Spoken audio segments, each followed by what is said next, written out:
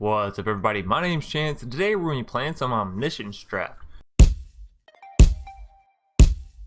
But instead of the usual where I go through and actually draft all the cards and it takes literally a whole hour for me to decide on what I want in the end, today I'm going to be giving you guys and girls some tips and tricks on how to actually play Omniscience Draft where you can maybe win more than 1 or 2 games. So that's what we're going to be doing today, and before I go ahead and hop into these tips and tricks, I would like to remind everybody, if you enjoy the video, please be sure to leave a like down below and a comment in the comment section if you have any suggestions for this video, future videos, or past videos.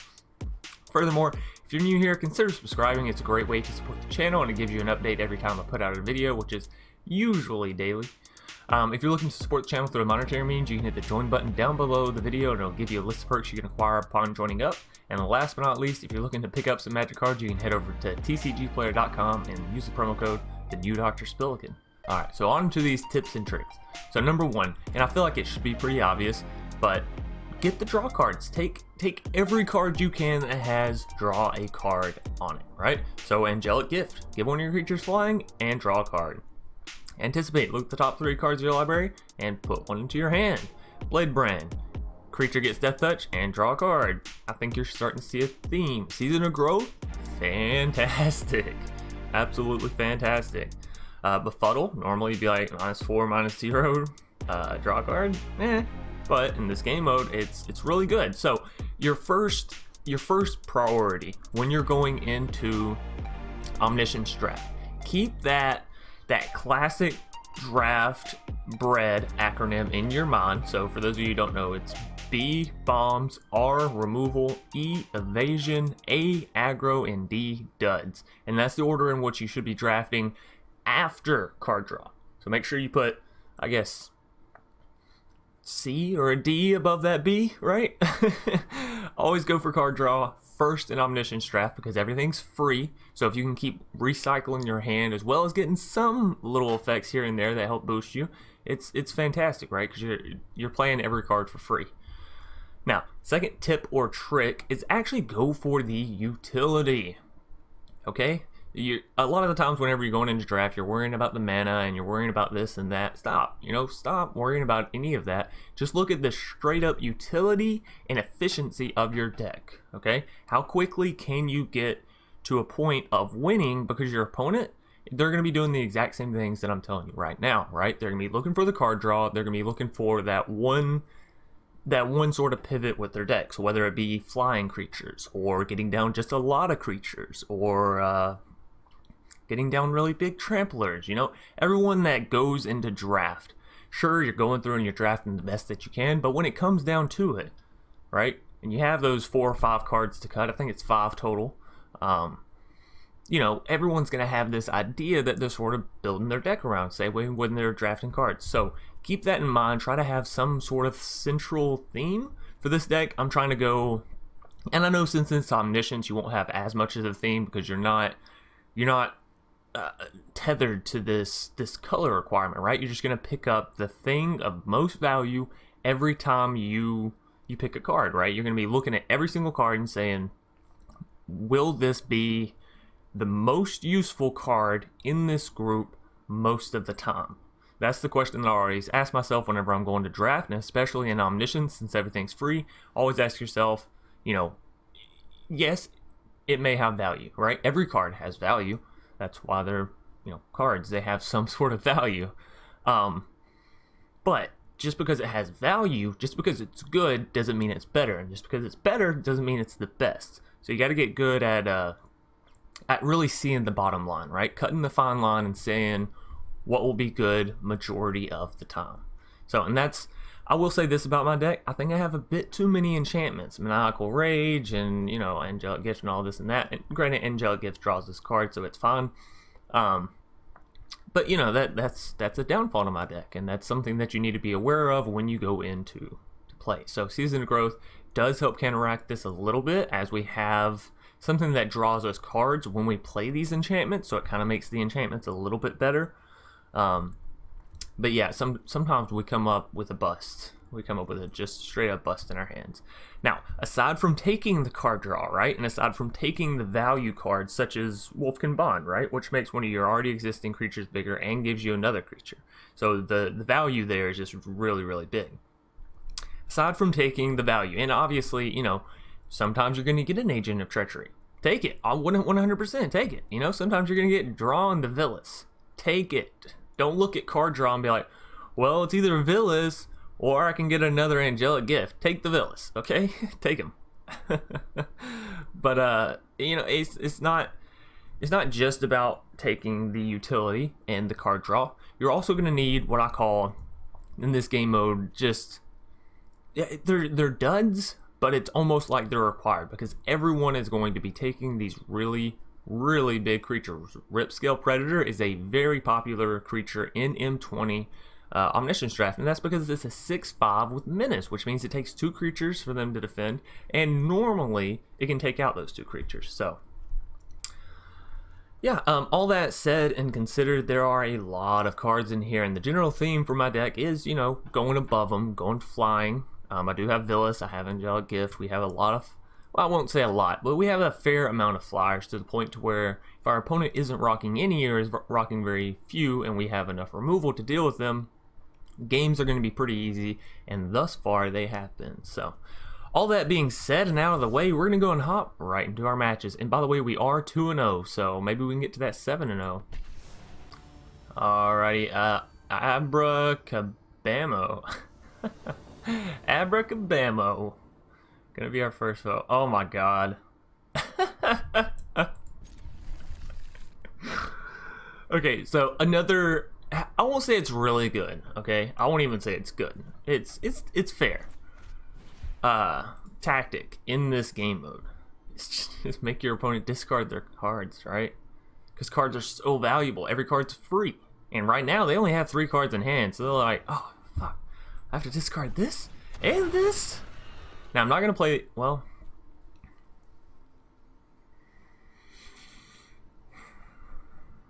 you know what? Yeah, I'm gonna go in. Nah, I just keep going back and forth. We're not gonna play it.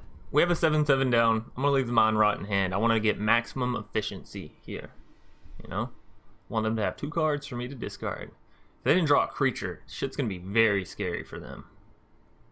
Vorse Claw is just a big boy. Oh, they had 2 creatures. So maybe I should have Mind Rotted them there. I'm not sure which one it would have hit. Right? We have no way of knowing.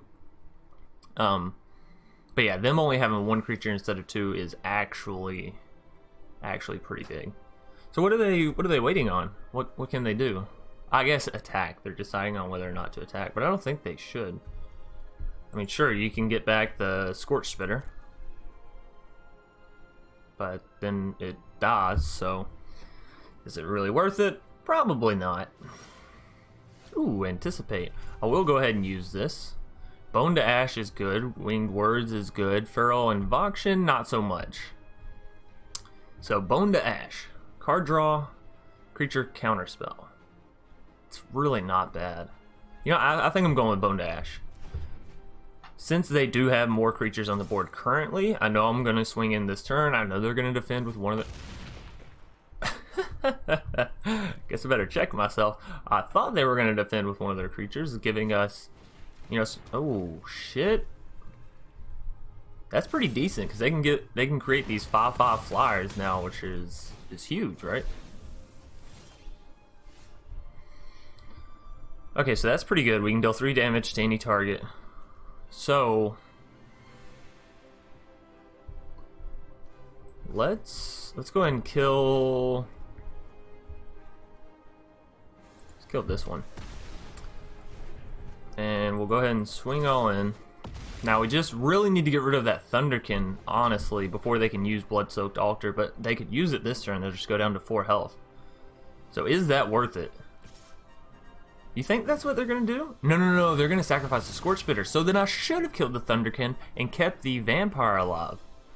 That is a mistake on my part. See, like I said, you're not looking at the normal value that you would be. Although I think in a normal game, that probably would have still been the correct play. Like, not the play that I made, but this play. The play that I'm talking about.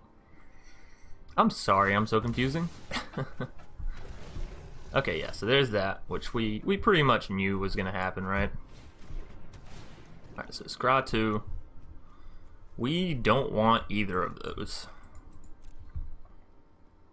But the good thing about the position they're in is they have to sacrifice that 5/5 or they just lose.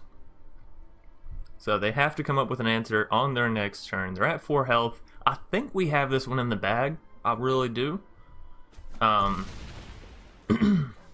Which, you know, the mind rot helped us keep a board state, because if we made them discard 2 creatures immediately, then they played 2 more creatures, and so far I've only played 2 creatures total, right?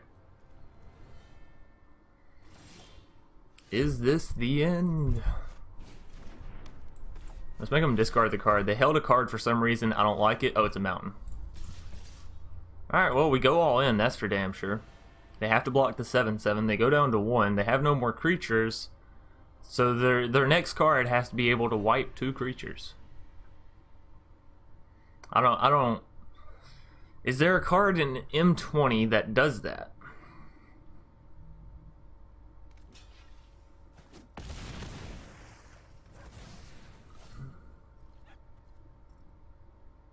Is there a card in M20 that can wipe 2 creatures? Active Treason's not bad, but they can't sacrifice it because that'll kill themselves. So, yeah, good game. So game 1, Abracabamo got bammed in the face. Awesome, awesome, awesome. So yeah, you know, discarding your opponent's hand, it's fun and sometimes it works out. I won't say, like I said, it's a great strategy, but it can be okay. It can help you win the game for sure. So on to game 2. Spined Serpent gonna be our next foe. That sounds like actually terrible, right? For a serpent to have it. Ooh. Now is the time where we hope our opponent doesn't have the mind rot. Am I right? Although I definitely wouldn't be getting rid of Agent if it did, okay? Just so we're all clear. Now, do I use Agent here? I don't think so. I don't think I want a little 2/1 flyer. Granted, it sets us up very well. And the potential of them... Okay, that's not that bad. The potential of them making us discard cards is always there, right?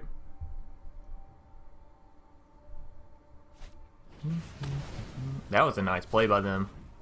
Scholar of the Ages, completely forgot about this card. I don't think it even, like, showed up for me, you know? Didn't even show up. Alright, so we are going to go ahead and kill that little flyer. And again, do we Agent of Treachery, their Scholar of the Ages? It does give us a bigger board state, and if they make us discard, I'm going to be really sad about not playing Agent. But at the same time, Scholar of the Ages is not really the value tone I'm looking to play my Agent on, you know? And I'm willing to take the risk of them discarding it for the chance of getting something amazing. So, opponent's coming up straight brick house. Straight up brick house. So we're gonna take this chance to swing in. They block it.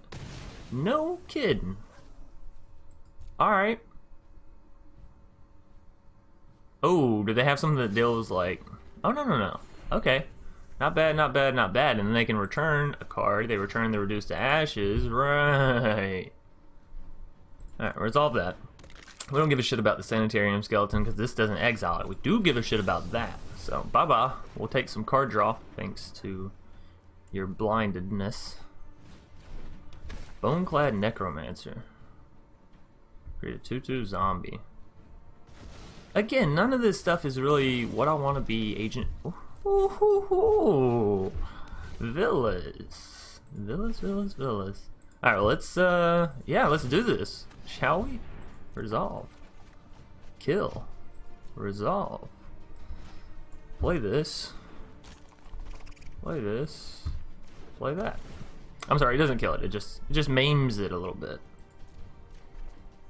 But the card draw is so nice. Alright. Swing in with our big 5/4 flyer. And as I said, this is one of the themes that you you kind of keep in mind, right? Now, obviously, flying M20, it's just sort.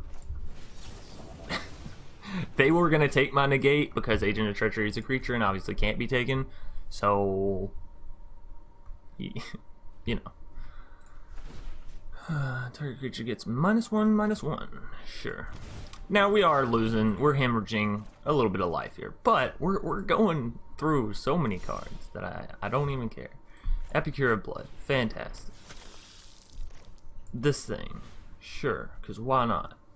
On the Villas? No. On the Bloodthirsty Airless, I think. Next.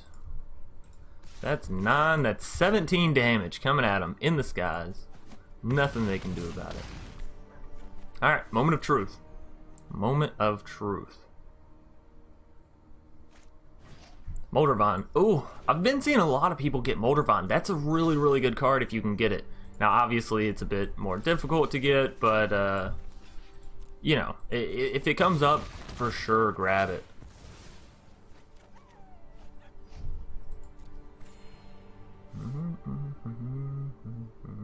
I actually shouldn't have defended there, right? Because that gave them a chance to draw a card and get back in the game, theoretically. So yeah, that was bad on my part. Should have taken all the damage to the face. Back to my turn. Finish him. Unsummon. Good game. They know it's over. We know it's over. There's no need in... Well, I was trying to be nice, okay? I wasn't gonna like, oh, I could play this, and I could play this, and I could draw a card. You know, I wasn't gonna do all that. I was just gonna end the game, but they wanted to get out of there, you know, 0.5 seconds faster, so be it. So we're up to 4-0 with this deck, so obviously those tips and tricks coming in a little bit handy. All right, on into a game 3. Doug from Chicago. What up, Doug? I hear it's windy out there. Oh, really? I'm gonna keep it because it's interesting. This is what I mean when I say I took too many enchantments, okay? Unholy Indenture. Enchantment. When an enchanted creature dies, return this card to the battlefield with under my control with a +1/+1 counter on it. They're probably so confused. They're like, what? Oh, no! Alright, we gotta keep the murder. If nothing else, we gotta keep the murder. Soul Salvage, you actually don't do anything for us here. I think I only have one of Soul Salvage. You really only want one Soul Salvage, so... yeah, just get out of here. Oh, negate! I said no. I don't think so. You don't understand. You're a creature. Oh, and Bonash! I like this deck. So far, they've only played things... ooh, no, cancel. So far, they've only played things that have been in our deck, which is why I'm like, you know what? Yes, you know how to draft a deck, Doug, from Chicago. We're getting our asses kicked here. We're getting our asses absolutely obliterated. Alright, so maybe I should have done this last turn after all. Who knows? Maniacal Rage, actually not good there. Oh, Doug, have mercy on my soul. Alright, so I think we're picking up a loss here. And that's the thing with Omniscience. Yeah, it's a loss.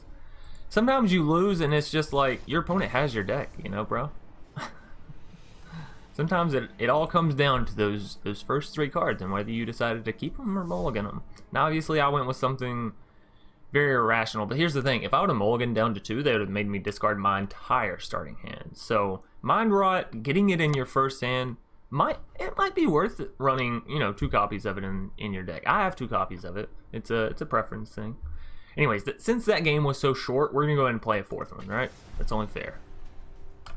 Or your...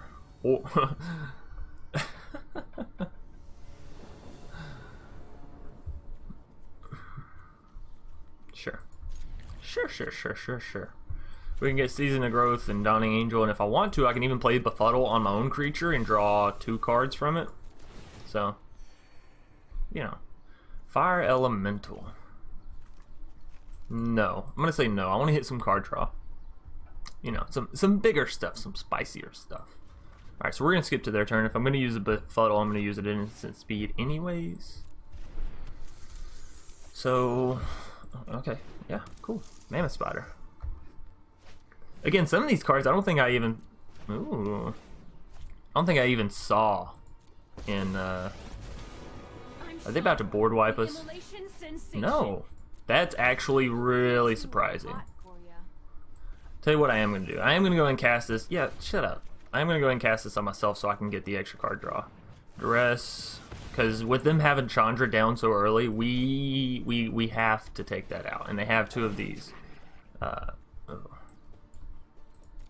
They have two of these reach creatures, which is not good for us. Not good at all. Murder's pretty good. Wolfkin Bond allows us to trade, but we don't really want to trade with that one, so I'll take the murder. Oh god. This is not a good place for us to be in, just so we're all clear.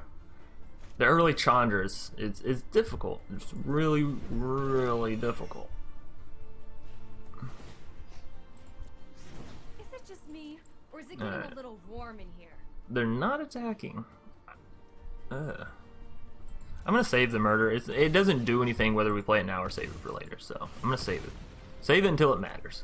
Bone Dash. Oh boy. So we gotta get something going here. Our opponent has a very good defensive sit back deck, right? This is excellent. Vorse Claw. Yeah, we'll counter that. How about that? Get a little bit of card draw myself.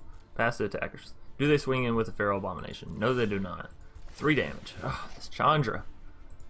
It's insane. Okay. But I do have an idea, so that's all that matters, right? Negate. Ooh, I do want negate in my hand. I do, actually. So here's what we're gonna do. We're gonna swing in with a Ripscale Predator.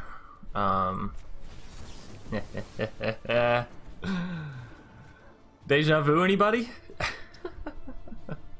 We're gonna swing in with a Ripscale Predator, so long as they don't kill him with Chandra. Okay. No pressure. And then they're gonna go to defend, probably with their 3/5 Mammoth Spider that has the enchantment, and with the Feral Abomination. Right? We're gonna kill the Mammoth Spider that has the enchantment. We might murder the Feral Abomination. Ooh, interesting. Alright, well, let's give our Ripscale draw. Or draw. Flying. Let's give our Ripscale flying. Villas. Villas is good too. Blood for bones. What? Do we have anything over here? No, we literally have 0 creatures. So that's not any good. Alright, so next to combat, we have to get rid of this fucking Chandra. For Pete's sake.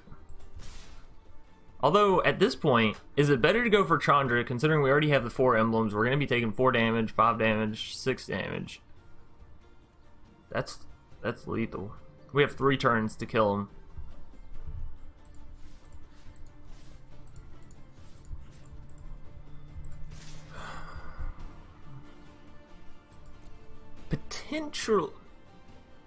Potentially 4.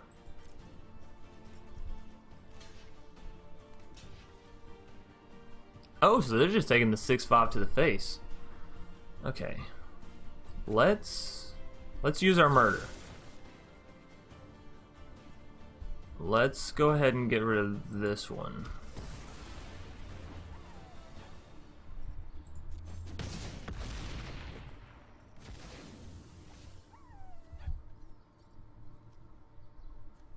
I don't want to kill one of my own creatures, that's for sure.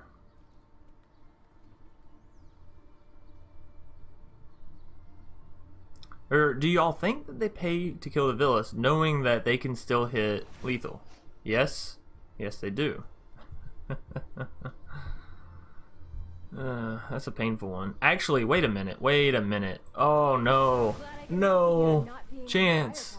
You weren't thinking at all. Ugh. So they swing in, they deal 8. I take 4 next turn. I'm down to 2. Oh, they're only swinging in with 1.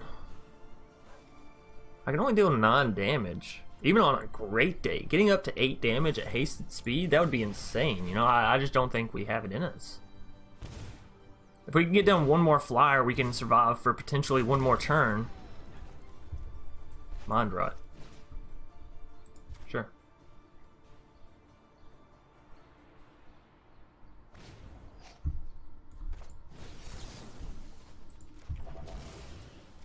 Alright, so we negated their befuddle.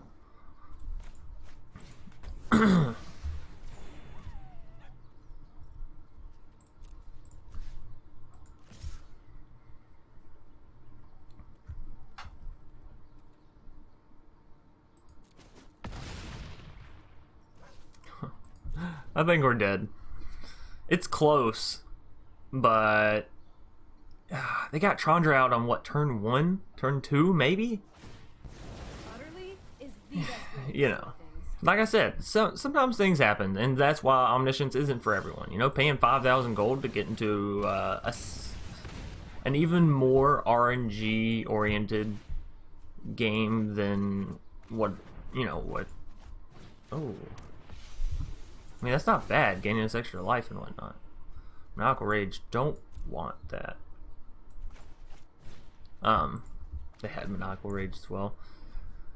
We're gonna die here, it's just a matter of time, right? But yeah, I understand not wanting to pay 5,000 gold to get into an even more RNG oriented game mode, right? Some people hate how RNG related Magic is. Me, a lot of the times I do. When I'm playing it seriously, I really, really, really, really do.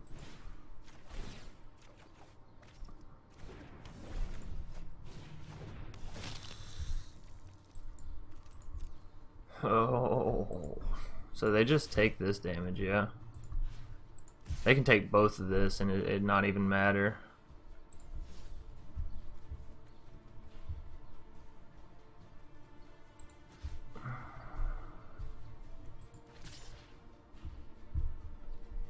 I mean, what do we have to lose? Am I right? They're gonna block it. What? Someone ever make a play and you're like, I don't understand why you do that, because that actually keeps me in the game. Now we did throw away our other 3 too. I didn't know if they would, you know, I didn't know. But alas, we weren't able to actually keep in the game. In the end, Chandra bested us. You hate to see it. But that's okay, because, you know, we had our victories. We had our fun. And we're not even out of it yet, right? We're 4-2. 4-2. Now, I would say, let's keep playing. Let's try and go 7-2. But knowing me, if I say that, I actually will, and then I'll have a long video. And I actually don't have enough time today to get to 7 victories unless they're all like maybe 3 minutes long. So unfortunately I do have to, you know, work, I guess, do job stuff, job related oriented stuff. Also I have to edit this, and there's other stuff that I'm working on that needs a lot of attention, honestly. And it seems a bit ambiguous right now, but I think in the future everyone will see and actually be really appreciative. So thanks everybody for watching. Hope you all enjoyed. If you did, be sure to leave a like down below, and as always, peace.